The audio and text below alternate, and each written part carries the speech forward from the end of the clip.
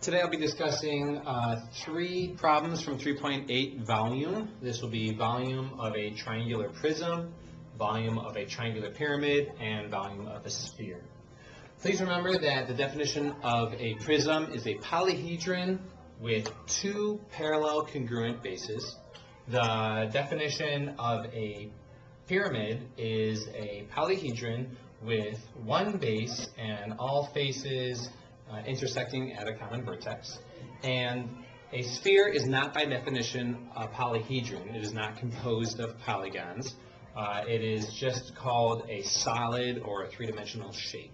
So, quick note about definitions. Again to the prism. The volume formula for prism, volume equals area of the base times height. So the first thing we're going to have to do is find the area of this base. That base is a triangle, so we'll come down here and rewrite this as 1/2 base times height times the height of the prism. Again, the height of the prism is the perpendicular measurement between the bases. So we could find the height by looking at one of the edges between the bases. We could also measure from the center of one base to the center of the other base. It just depends on how the textbook or the test gives us the question. Back to finding the area of the base. The area of the triangle, 1/2 the triangle base times its altitude or height is going to be 1/2 times 8 times 4 times the height of the prism, which is 10 inches. Again, I'm using the associative property here of multiplication and the commutative property to multiply this in the way that's easiest for me. So 1/2 times 8 is 4. 4 times 4 is 16. And 16 times the 10, which was the height, will give us 160. So our volume is 160 inches cubed. It's very important to put a three-dimensional unit of measure on a volume problem. That lets us know that we're not talking about surface area or some other measurement, so that we also get full credit on quizzes and tests. All right, now you'll notice that I've created a problem that's just an example problem. It's not coming from one of our homeworks. But I wanted to give you one where we had the exact same base of a prism and a pyramid and the exact same height.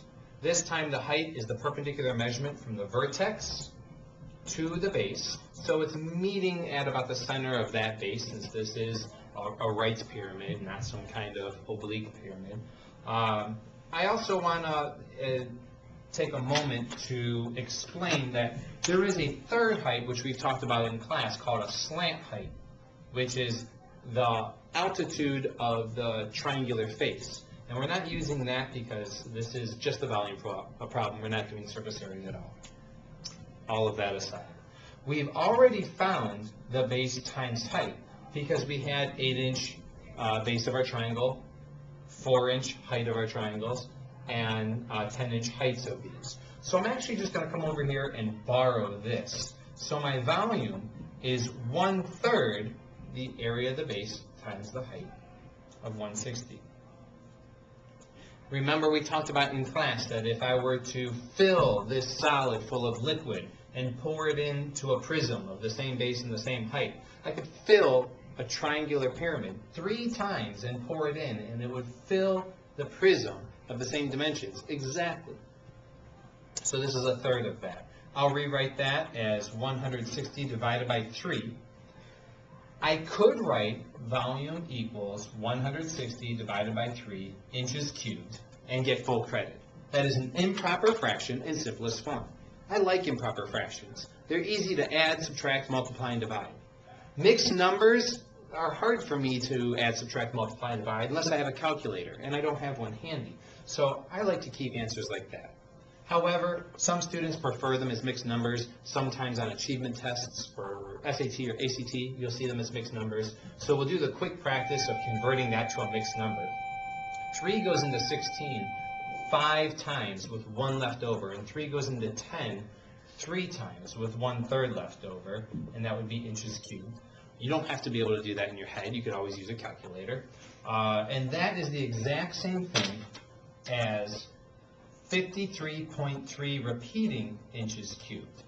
I don't really like the repeating decimal sign. To me, it makes students want to round it. And we don't always want to round our answers. Sometimes we want perfection. So I prefer the improper fraction or the mixed number. Technically, this is the exact same answer, so it is correct. Okay, last one is the volume of a sphere. Volume of a sphere is 4/3 times pi times the radius cubed. And I'm not sure why, but for whatever reason, students do have trouble with this. Notice that we have a coefficient, a constant, and just one variable. So the only dimension we need out of the sphere is this radius, and that's the only one that they've provided. So we have 4/3 times pi times 2 cubed. 2 cubed is the same thing as 2 times 2 times 2, which is 8. So I'll write 8 here. Thanks to my friend, the commutative property of multiplication, I'll be able to switch the order and write 4/3 times. Now I'm about to multiply a fraction times a whole number, so I'm going to put the whole number over 1. 8 over 1 is the same number as 8 times pi. So I just commuted and rewrote 8 in a different way. And now I'll multiply straight across. 32 over 3 pi. So my answer, volume, equals 32 over 3 pi, and that's a meter sign, so I'll write meters cubed. Again, a three-dimensional unit of measurement. 32 over 3 could be written as 10 2/3 pi meters cubed. For full credit, that's the mixed number answer. It could also be written as 10.6 repeating pi meters cubed. That, again, is technically the right answer. And then, if you had a calculator handy and you were told to do so, you could round pi to some decimal point. Again, typically pi is estimated within a high school level class or a junior high level class as 3.14, probably even elementary school.